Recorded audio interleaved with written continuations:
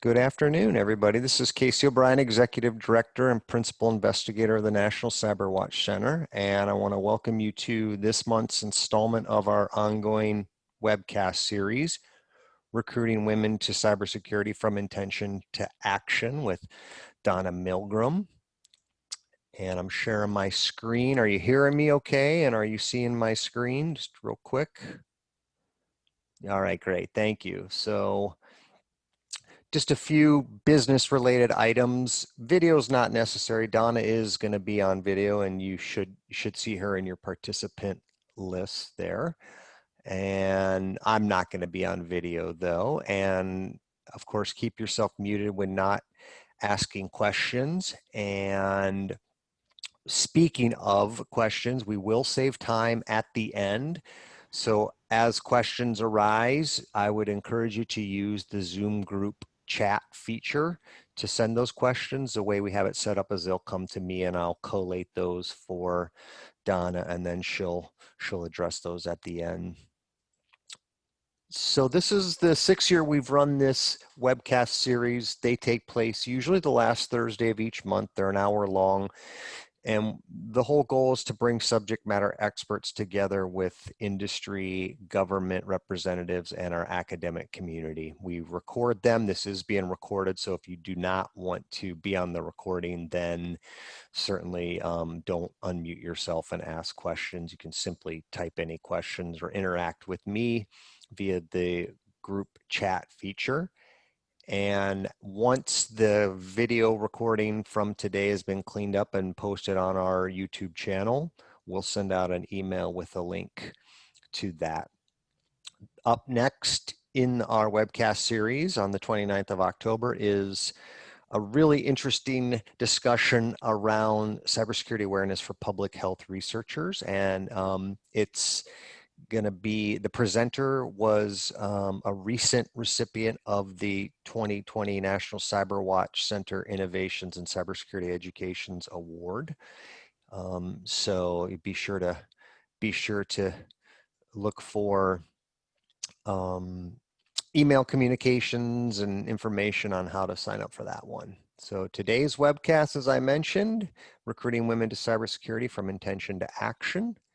And I'm your moderator, and we're here with Donna Milgram, who's the founder and executive director of the National Institute for Women in Trades, Technology, and Science. And Donna's been doing this a long time. She's passionate about what she does, and she's good at it. And she's going to give you lots of nuggets that you can take away, some real practical stuff to try to increase enrollments in your program. So Donna, I'm going to stop sharing, and I'm going to turn it over to you. I'm going to get out of full screen mode. And perfect. Okay, awesome, great. Well, hello everyone. I want to thank everyone for showing up to the telecast today because you care about increasing the number of women in cybersecurity. And my name is Donna Milgram. I'm Executive Director and Founder of the National Institute for Women in Trades, Technology, and Science, IWIS, and I've been the Principal Investigator of 5 National Science Foundation grants. Our Cal WomenTech project was highlighted by NSF for demonstrating significant achievement and program effectiveness and chosen as one of 3 model projects in an American Association University Women's report, Women in Community Colleges Access to Success. I am excited to share with you some of the secrets that have enabled colleges that I've worked with to dramatically increase the number of women in their classes, in many cases as little time as a year or less. I will be answering your questions in the last 15 minutes of the brown bag, and please put your questions in the Q&A chat. You can choose to go live at the end as well. I also have a free gift for you, which is our Women in STEM Recruitment and Retention Checklist. However, this is only normally offered in my WomenTech Educators Training, but you have to stay till the very end and fill out the evaluation to receive it. So I want to urge you to stay to the very end to receive it. Okay, let me go over the agenda very quickly so you know what we're going to be talking about in the next hour. So first I'm going to start with the status of women in cybersecurity. And then I will go on to the top 3 recruitment mistakes that I see schools making. And then we're going to go right into the top 4 recruitment secrets. I'll share how both Fayetteville Technical Community College and Broward College moved the needle on women in cyber and IT. And I'm going to share with you about some WomenTech Educators online training boot camps that are coming up in November and December. And I have a special offer just for those who are on this CyberWatch telecast today. Then we'll have the evaluation, and then we'll go to Q&A, which is actually my favorite part of things.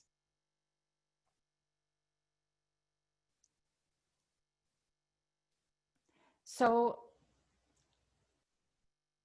before I get started, I have a little poll so that I can find out about you, because you now have heard about me. So Casey, if you could just launch the poll. Okay, launched. Great. And if I can just ask everybody to fill this out, and we'll share the results. All right.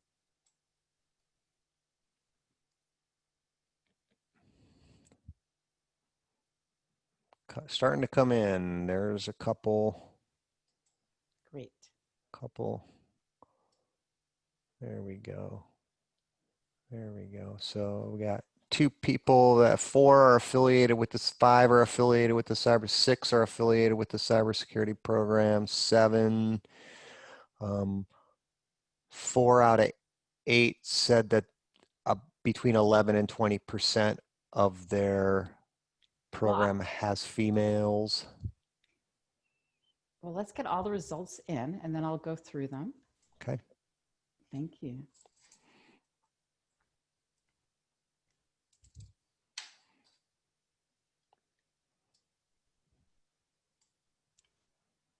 Okay, I see we've got 11 of the 22. I really would love to have everybody. So if I can just ask everybody to take a minute and fill this out. We'll give it one more minute. I think you and I are part of that.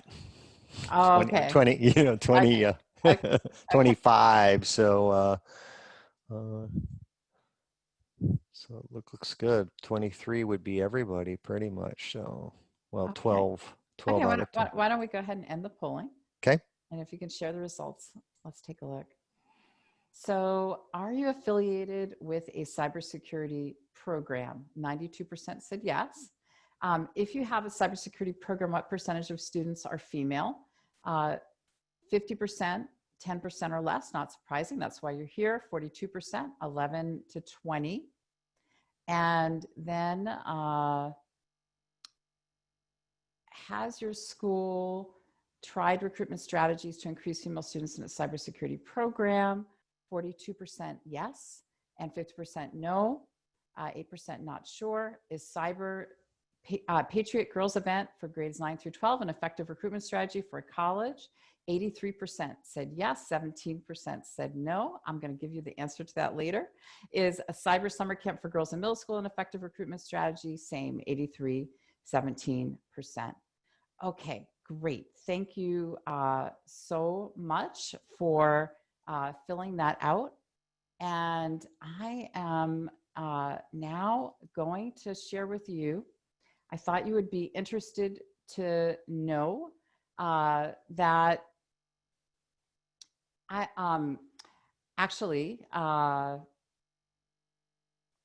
I mentioned that I've been a principal investigator of 5 National Science Foundation grants. Just this past year, I completed 10 case studies that were under a National Science Foundation grant, and they include the 2 schools I'll be talking about. And again, if you stay through the evaluation, then I will send you a link to those case studies as well if you didn't get it earlier.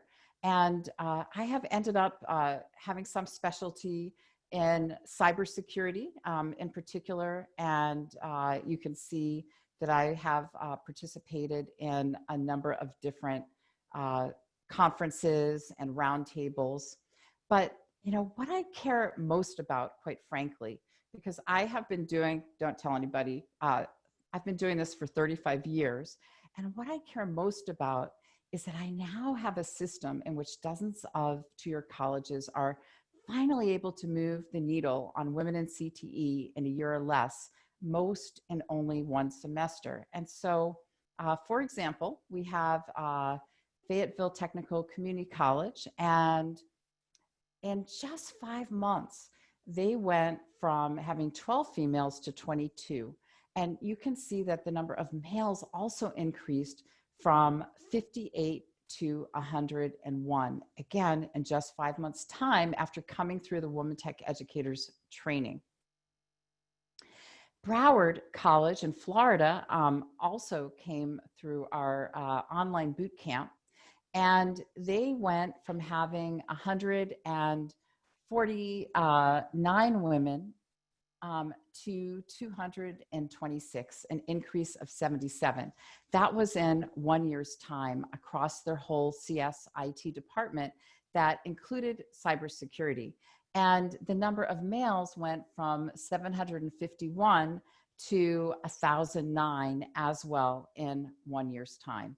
And this is actually what I am proudest of, along with the fact that in both cases, they were able to get these kind of results with no additional cost to either college. And in the case of Broward, when they started, they focused on one career pathway, which is part of my model, which was computer networking.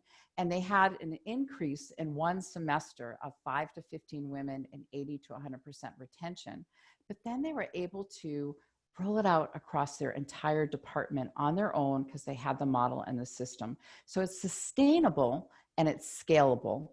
And that's really what's very important to me, because I really want to spread this out across all community colleges.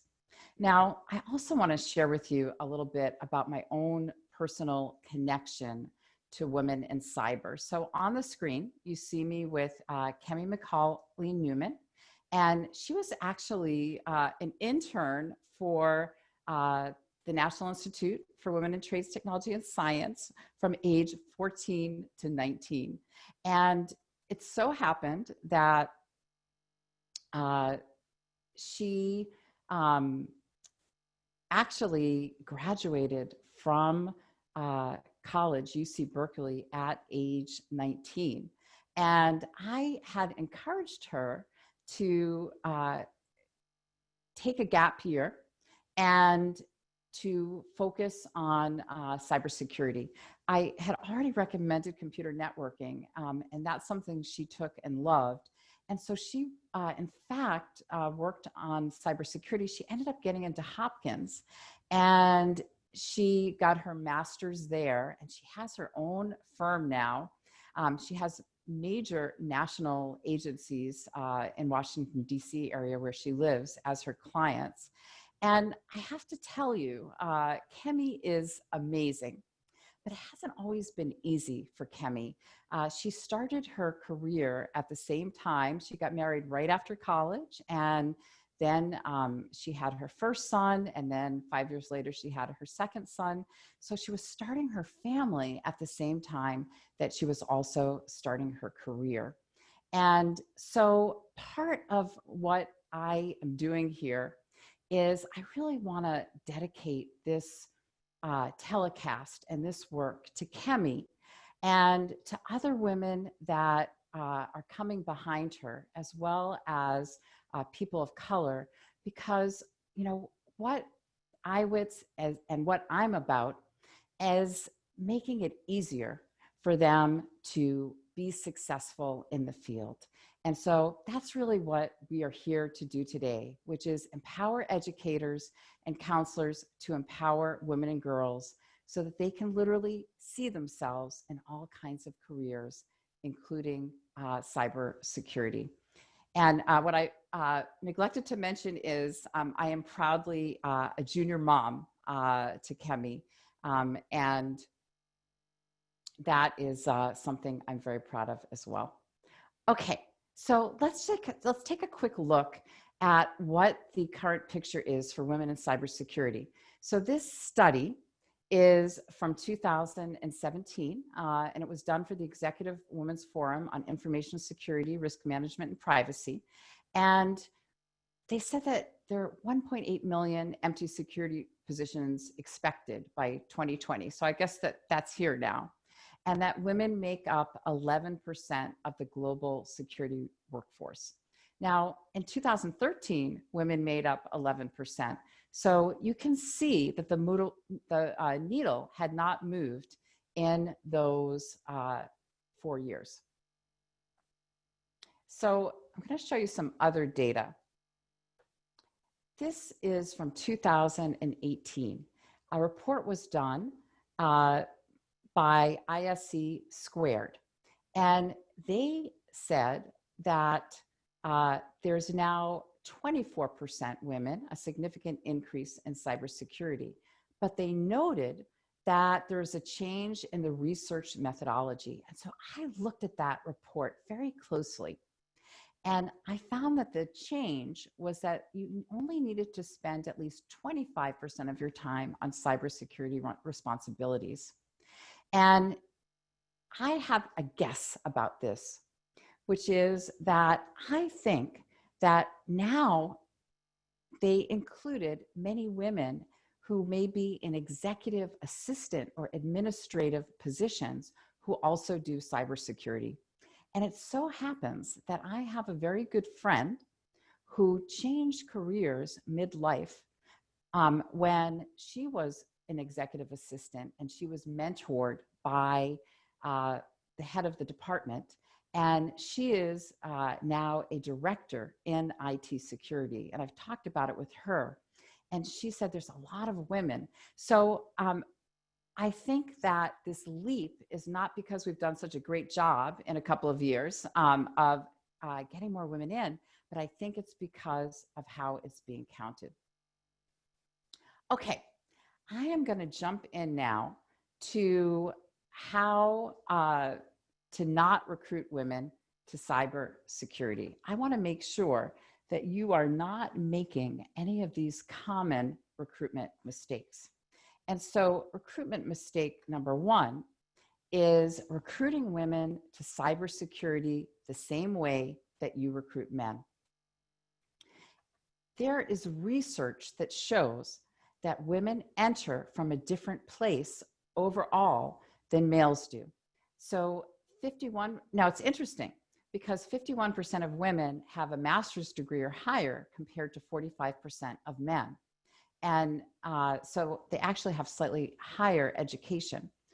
48% of men hold computer and information science degrees versus 42% of women, a 6% difference.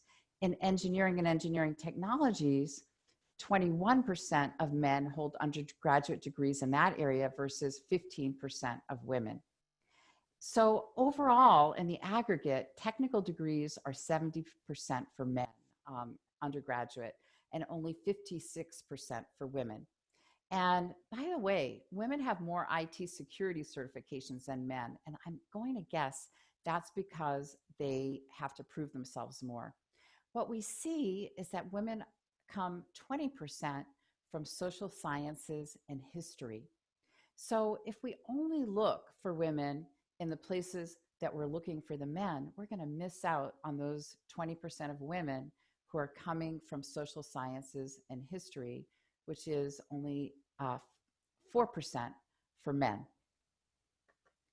Now, when you look at women who have advanced to management roles in the organization, it's not uncommon to see a wide variety of educational backgrounds. Now, this contrasts with men who, again, overwhelmingly have engineering or computer science backgrounds.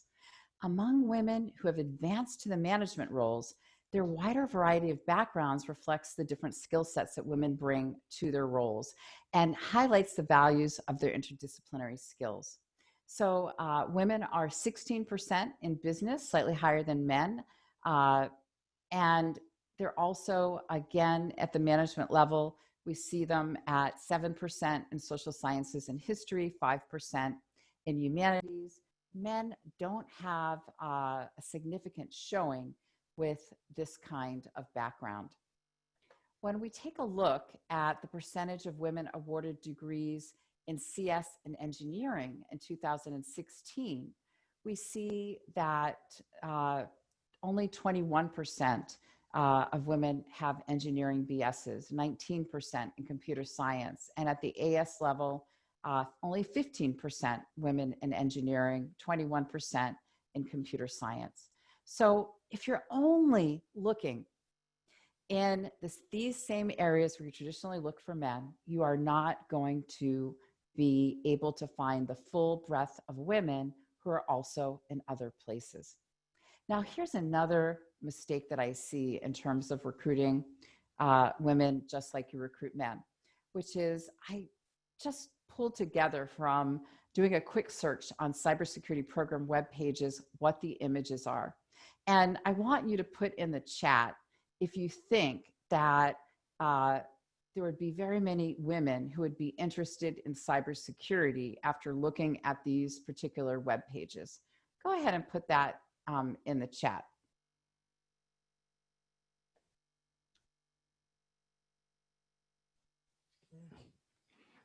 Not too many. No, micro message, only men. No, not using these pictures. Not very interesting. Yeah.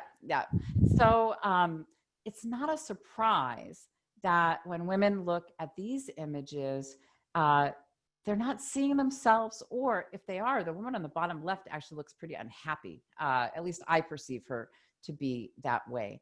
And so it's pretty typical for cyber programs to have like code or a lock or computer screens or all males on their pages. And again, this is not going to attract female students. So here's recruitment mistake number 2. And I think that this is going to be a surprise to about 83% of you, I think I remember. And it is that focusing recruitment efforts on middle school girls. So let me tell you a story, which is the following. I had a dean call me and he said, you know, Donna, I have been of a 2-year college. And he said, I have been doing a Women in Engineering Day for 10 years, and I don't have even one more woman in my program. And he described the day, and it had all the kinds of things that I would recommend. There were hands-on activities, there were female role models. He even had a web page for the day, and had gotten great feedback from the participants and also from their parents. But what I noticed when I looked at the page is that they looked awfully young. So I asked him, well, what is the grade level of those who are participating? And he told me middle school. And I said, okay. I said, you're a 2-year college, and these young women, girls, would not be eligible even for several years to enroll in your program. Do you have any connecting activities between this Women in Engineering Day and when they would be eligible to enroll? So there was a long pause. And he said, I guess that's why I don't have any more female students, because no, he did not have any connecting activities. So what he was doing is what I call career awareness. And it's a good thing. Women in Cyber Patriot Day, or Girls in Cyber Patriot Day, middle school summer camps, those are good things, but they are career awareness. That is very different than recruiting someone to enroll in a class the following semester.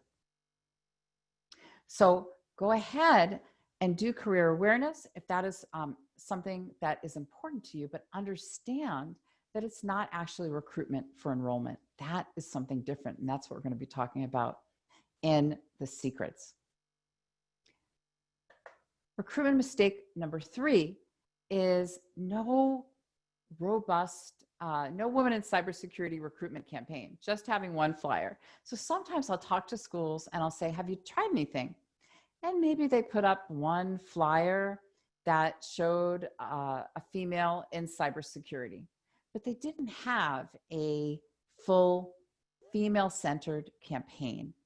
And that is really what is required. So the first recruitment mistake was recruiting women to cybersecurity the same way that you recruit men. The second mistake is focusing recruitment efforts on middle school girls. And the third mistake is no women in cybersecurity recruitment campaign, just one flyer. So let's move on to our recruitment secrets. And secret number one is that all of the schools that I have worked with that have had success created a robust female-focused recruitment plan. And in the case of these two schools, a woman and IT and Fayetteville cybersecurity recruitment plan. So the first recruitment secret, and if you don't learn anything else in the telecast today, this secret will have been worth it, is you need to create a female-focused recruitment campaign with key stakeholders that has multiple touches. Both Broward and Fayetteville Technical Community College had that plan with those key stakeholders. And they had figured out, using our WomenTech data dashboard, what their baseline numbers were prior to the training. And they actually set goals and strategies that mapped to the introductory courses in IT, computer science, and cybersecurity career pathways. So they connected the dots between the recruitment activities that they did and the actual intro targeted classes. So that when they held career information events, they had calls to action to enroll in the upcoming classes. And they made sure that the audiences that they recruited to these events were eligible to actually enroll. And they used the plan template in the WomenTech training and developed it in the course of the training and received plan feedback from me, the trainer, so that it was fully vetted and it set them up for success. Now, recruitment secret number two is that all of the schools that I've worked with had some type of female-focused career events. And so I actually support women and cybersecurity, IT, any kind of career events, but connecting them to what I describe as your target audience for actual enrollment, and really focusing as much as possible on the low-hanging fruit. So let's take a look at what that looked like for Fayetteville Technical Community College, who, just to remind you, went from 12 females to 22 in just 5 months, and also 58 to 101 male students. So they actually held two events. One was online via a webinar, Women Rock IT, but they also held an in-person WomenTech talk. And both of these had presentations with female presenters, role models who graduated and landed respectable jobs in the industry. They also featured female faculty that they had in the IT cybersecurity program, and staff members who spoke on their current and past experiences working in IT. And this slide is actually about their keynote speaker for the in-person tech talk. And she was actually not only with Booz Allen in Hamilton, but she was a graduate of the US Army, and Fayetteville has a military base. So this was a great fit for this community. And so she was their keynote speaker. And so this tech talk, which was both online and in person, also included how to enroll in the program. And this was the primary strategy, along with some emails that they created that were, again, female focused, that they sent out. And this was their primary strategy that enabled them to get those kind of numbers. Now, because they had a robust recruitment plan overall, and we're doing this kind of proactive outreach, and by the way, males also were allowed to attend, and some did, they had these kinds of increases. Broward College, who, as I mentioned earlier, first focused on computer networking and went from 5 to 15 women, and then rolled it out across the department, and had an increase in 1 year's time of 77 females. And this was IT overall, but included cybersecurity, and males also increased by 258. Now, the primary strategy that Broward used was to create a 10-minute PowerPoint presentation on why should you study IT. And it was shown to all students in the Intro to Computer class, which was in their jurisdiction. So it was shown to both males and females, but it focused more on things that would be appealing to females and female role models. And it also really emphasized that women are welcome in IT fields. And it talks about how IT is key in how it helps others. And I have a few slides that I'm going to share from that presentation. It was actually created by the dean, who was part of their team for the WomenTech online boot camp that they participated in. And she then tested it herself with students, and she then trained all of the instructors in the department to roll it out. And that's how they rolled it out to all the students and got these kind of results. So here's a couple of examples that are from slides from this presentation. Equal opportunities, girls are equally adept at creating computer games as boys. Also, it helps save lives. And we see over on the left-hand side that nanobots in blood are the future is coming, where these tiny robots can function like our own white blood cells and destroy bacteria and other pathogens. And then we see a virtual tour of the hospital experience, helping make that more comfortable for a new incoming patient. We also see some fun music, clothes, and art examples. We've got a live performance music technology lab on the left, and then we've got using 3D body scanning and modeling so that designers can have a perfect fit. Now, recruitment secret number 3 is selecting the right target audience is critical for success. So I mentioned before that you can have the right strategies, such as that Women in Engineering Day. That was the right strategy. It was done just in the way that I would recommend.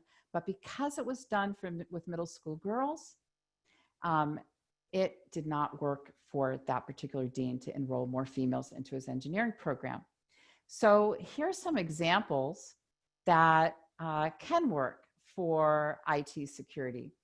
First of all, the schools that I've worked with have had the greatest success when they focus on their internal market, students already at the school who don't have to be convinced to go there, but maybe don't have a clear direction on their career pathway. And so some of the places that has been looking at feeder courses like Intro to Computers, also sometimes nursing, because a lot of women go into nursing because it's something they're familiar with. It's a higher paying, female-dominated profession, but the majority of students don't get into the nursing program because there's not enough spots, and then they leave the school overall, and that has had success.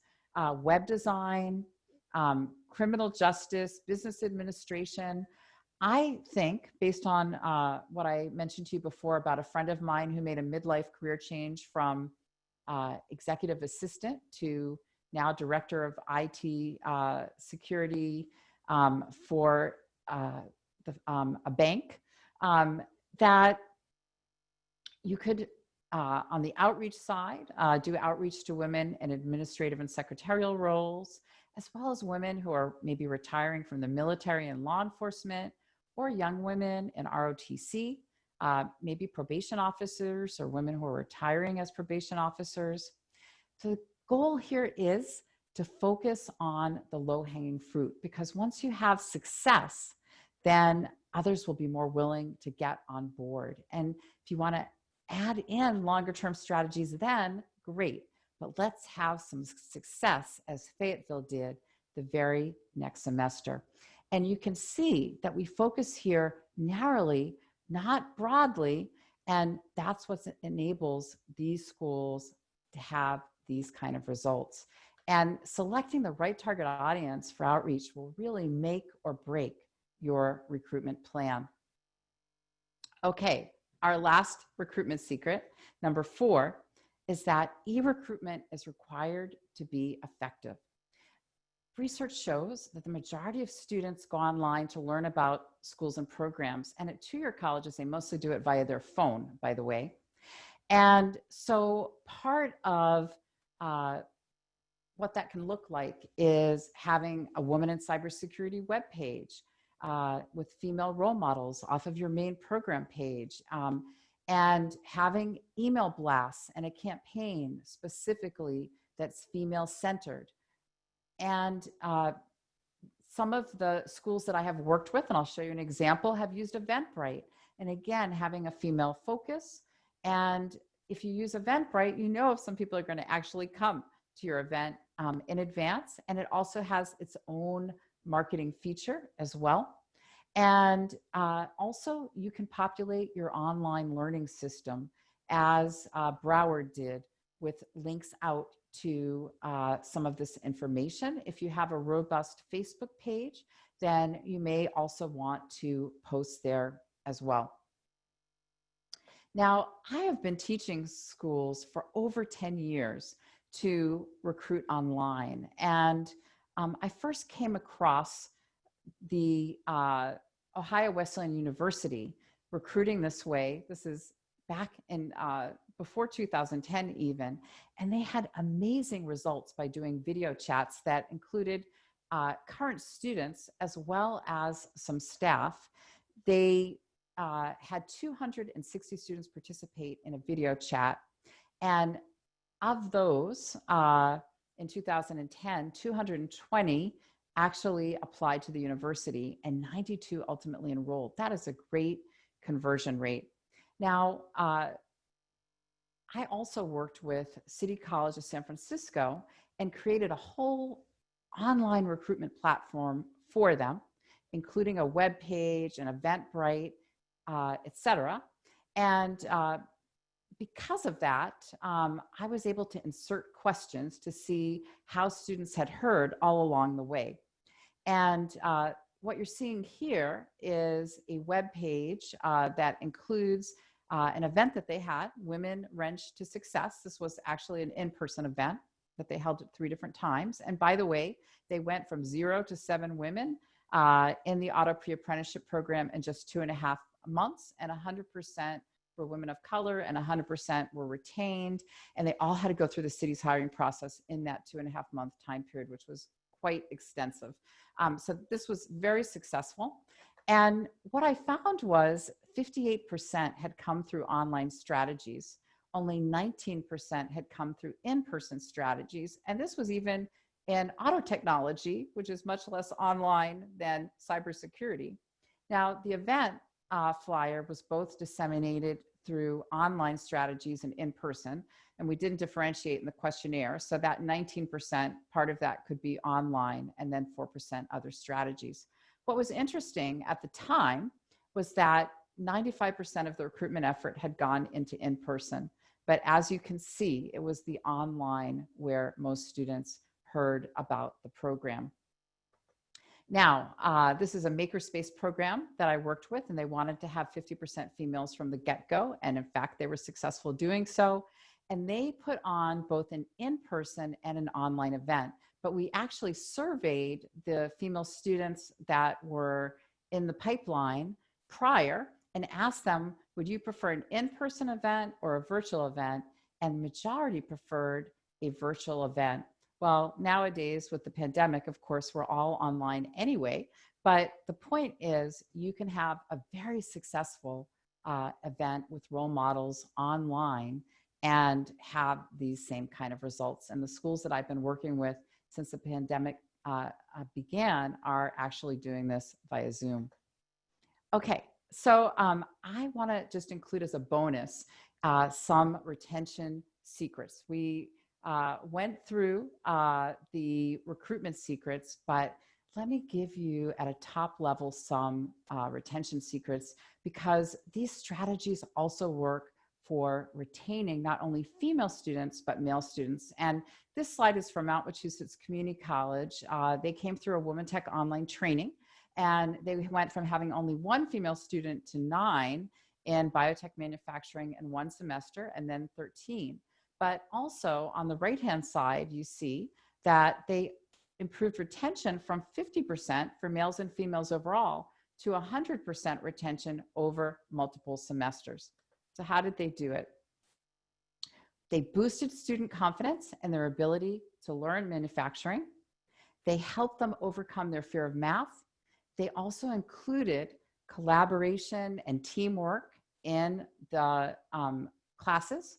And they taught technical content in the context of real world situations. That's really helpful to women and also to students of color. They also checked in on the female students with the welcoming conversation that they learned in the retention portion of the WomenTech online training. Okay, now I know some of you are from four-year colleges and you're wondering, will this work for four-year colleges? So Purdue College of Technology brought me in to do an in-person WomenTech training in 2014, and they went from 539 females at baseline to 676 in 2017, an increase of 137 females. And a diversity officer for Purdue actually came to one of my brown bags and told me that they're up to 800 plus females now. I'm so happy to hear that.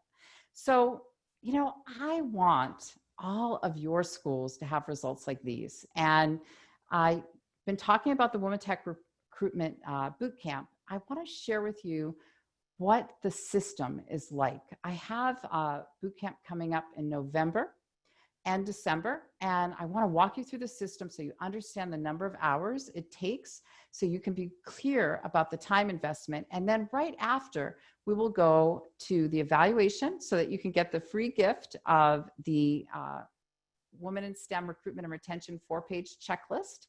And then we can go to your questions. Also, I want you to understand what you would receive. So first of all, when schools participate in our full training and system, they participate in a team of 6 to 10. There's a key leader and a co-leader.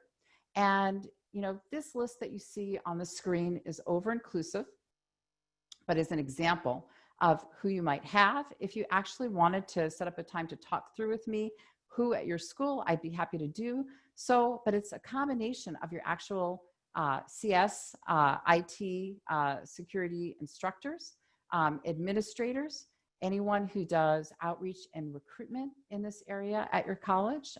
Some schools have a person, possibly counselors, advisors, maybe a lab assistant if you're also doing the retention portion, and potentially coordinators of programs within your school that could serve as a pipeline. So it could be an English as a second language program, for example, or externally, it could be a one-stop, or more commonly known as the unemployment program.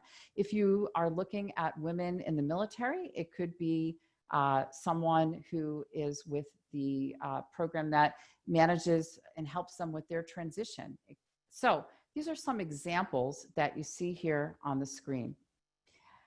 The first part is that you would fill out, before the training even began, the WomenTech data dashboard so that you could see your baseline numbers and the introductory courses that you would be targeting for your cybersecurity career pathway.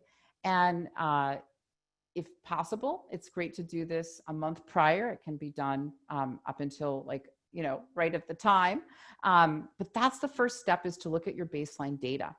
The second step is that each school team, and I only have 4 teams in a training, separately works with me. I do a 90-minute call, and I do virtual team building so that you're going to be most effective when you actually come to the training.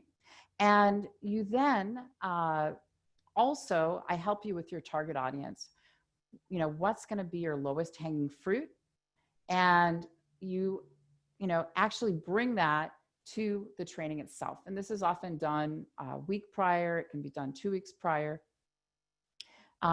And so that's a 90-minute call. It's done just with your team, with myself. Then the boot camp itself is 2 half days on a Thursday, Friday, 4 hours each. And this is with all 4 schools. And you get a little bit of the knowledge base, and then you go work in your own virtual room with your school team on the plan. And then you come back, and I rotate giving feedback across the schools. And so by the end of day 2, you have your plan that you've developed with the other team members. But right following that, within 1 or 2 weeks, you do a plan feedback call with the team, with myself, and then I review your plan, tell you what's great about it, but also how you can strengthen it with your agreement as to, okay, this is how we're going to modify it. I send you both the recording and a transcript of that call so that you can revise your plan, resubmit it, and I give you one last round of written feedback. So you've got a fully vetted plan by myself personally. And then if you choose to also participate in the retention plan, you do the same thing on the retention side. You receive unlimited email support throughout all of this. So if you want me to look over outreach material or an email, I'm happy to do so. You also get a coaching call, 1 hour call for implementation. Same thing. I make recommendations and send you a transcript after. Now, a lot of schools use that for help with creation of their Women and Cybersecurity event. And then usually about 6 months out, you will do a call. And by the way, these coaching calls are just with your school team, but then you do a joint call with the other schools after the first semester. This December boot camp, for example, or November would be most likely targeting fall of 2021 enrollment. And so maybe in October, November, we do a presentation call using our template. Each school presents for about 10 minutes, and they get feedback from the other schools, but they talk about what worked, what their numbers were, and what they're looking to improve for the future. You also get extensive materials. We have a Google Drive that we share with you, and it includes examples from what other schools have done successfully, as well as our template materials, and a guide to how to write a female role model profile. We have quite a bit all there to make it as easy for you as possible. So the time investment, if you do recruitment only with your team, is 12.5 hours in total. And if you decide to do recruitment and retention, both, it would be 22.5 hours. I have a boot camp coming up in December for the team, and it would be the 3rd and 4th, the 10th and 11th. It's from 8 a.m. to 12 p.m. PT, 11 to 3 ET. And the special offer that is that if you register for that boot camp by October 8th, then I will facilitate and write up your recruitment plan. Now, you'll still be doing it in the training, but in an extended 3-hour plan feedback call, I will then facilitate that, and I'll also you don't have to do the revisions. I will do them for you and submit them to you. But you have to register in 2 weeks by October 8th. And normally this is something that I do when I work with a school individually. Often they have a grant and we go in depth, and then I'll do the facilitation and I will actually do the write-up for them. I never normally offer this in a group training, and I'm only doing this during this special time period. You're probably not going to see this again, but if you register by October 8th, then I will do this as part of this, part of the offer for CyberWatch members. Now, I'm also doing something in November that's new, which is a boot camp for individuals. So if you want to get started, but you can't do a full team right now, this is a great way. There's not coaching involved in this. But you're still going to get the full knowledge base, and you're going to create the plan in the course of the training, and you're going to get the full materials. And you could come back at a later time with the team. And there is a special offer, which is if you register by October 8th, I will do a 2-hour group coaching call, and only those who register by October 8th will be able to be in this 2-hour group coaching call, in which you'll get feedback on your recruitment plan. This one is recruitment only. So Michelle Levine with Broward College, in charge of faculty development, says the WomenTech Educators Training got us thinking intentionally about who we're going to target for outreach, how we're going to target them, and how we would follow up to make sure we had actual results linked to the different programs and events that we were holding. In a year's time, we increased female enrollment in our IT and CS department from 149 to 226 female students. Since then, it has grown organically and blossomed into something that our college just does naturally. Now, Casey, if you can put in the chat the SurveyMonkey link, now is the time to fill out the evaluation. And when you fill out the evaluation, you will receive from me the Women in STEM checklist. I will send it out today, in fact. And so if you could just go ahead and open the link, and you will see, and I am actually going to stop sharing at this point. If you can go ahead and rate the cybersecurity webcast, then rate what was most useful about the session. And then do you plan to apply something you learned in this session in your work? Would you recommend this webcast to your colleagues? What is your biggest challenge when it comes to increasing the number of women in your cybersecurity program? And are you interested in other professional development from IWITS? And you don't have to be, you will still receive the checklist. And if you are interested, could you please check all that apply? Now, if you want to speak with me one-on-one, please indicate that here. And there's a link to my online calendar. In case she's also going to put the online calendar in the chat as well. And then if you can give me your contact information. And then if you're interested in partnering with IWITS in some other capacity, then this would be the place to put it. And then any other comments as well. I so appreciate your filling out this evaluation. And now is the time to ask questions. And Casey, if you can put any questions in the chat, you can also unmute your microphone if you would like to do that as well. So what questions do you have about recruiting women to cybersecurity? So the first one, Donna, I just posted in the Zoom group chat, came in when you were talking about the Broward College outcomes. Yes. And they wanted to know, how did they attract the women to attend the tech talks? So the tech talk was actually Fayetteville Technical Community College. And they did it through an email recruitment campaign that was very targeted as to who we sent it to.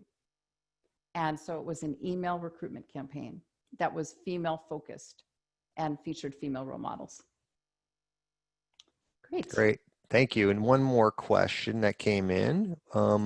Why do the nursing students not make it through? Curious. Oh, most colleges across the country have many more students who are predominantly female that want to enter the nursing program than they have slots for. They have to turn away, like in some cases, 80%. And so, excuse me. I actually had another program that I worked with successfully. It's one of my 10 case studies on our website, iwits.org, that went to the nursing program in an emerging technology program. And he went to the head of health sciences and asked, can I have permission to, interest your female students in our emerging technology program, because a lot of them are taking the initial nursing courses, but they won't make it in, and we're going to lose them in our college. And the head of health sciences said yes. And in this case, he was okay with him recruiting even students that were in the program because there was such a high demand. Some other schools that I've worked with have only done it after they've been rejected from the program. And he went and hung out at, there was like a area with a couch that the female students would hang out, and he put like some Spheros and robots, and he got them interested. And that was actually a huge source for him into his emerging technology program. He also had a big sign that said, do you know that students who graduate from the program, from this emerging technology program, are getting hired to work with drones at $75 an hour. He made a big sign. And it was very effective. And I've had other programs use this as well. And so it's a win-win, because this way the college doesn't lose the students. They have plenty of students that want to do nursing. And, for a lot of women, they just never thought about this as a career. And like my good friend who at, midlife had a mentor say, hey, I think you can do cybersecurity. Like, she never thought of it. She never thought about it as a career. She needed to be introduced to it, but then she totally embraced it. She now has, she's almost done with a master's degree. She's got many certifications, and she's really a shining star. So sometimes it just takes someone telling you about it, and also showing female role models as well. In his case, that came later when he did some other events as follow-ups and with that group. And he was successful as himself a male and the chair of his department, but there were female role models later down the line that they got introduced to. Great. There's another question. How long was the tech talk? 1 hour, half day? Yeah. I am going from memory because I have a number of different schools that I have worked with, and I have their agendas are part of the WomenTech training. Pretty sure that I remember that it was an hour and a half, 90 minutes is what I think it was. You normally need to do 90 minutes if you're going to also do some hands-on demonstration, which I recommend if you possibly can do. And by the way, that was one of the schools where we literally I worked with the team and the support for implementation call to come up with the agenda. Great. I think we've got time maybe for one more question / comment. Renee says, thanks. I'm very interested in groups of potential nursing and teaching students to bring over for security. Great. Well, I hope that I will see some of you in the WomenTech training.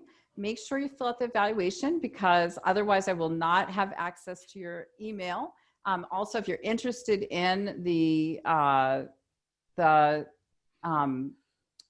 special offer. You'll also need to fill out the evaluation, so I will have access to your email because, of course, Casey does not share his emails of who registered. So do make sure to fill out the evaluation if you want to receive the free bonus gift of the STEM checklist, or if you want to get the bonus and register by October 8th. And I want to thank you, Casey, for hosting this webcast. And I want to thank everybody who attended for prioritizing this webcast. I know that your time is very busy these days, especially, and very valuable. And I so appreciate your commitment to recruiting more women to cybersecurity.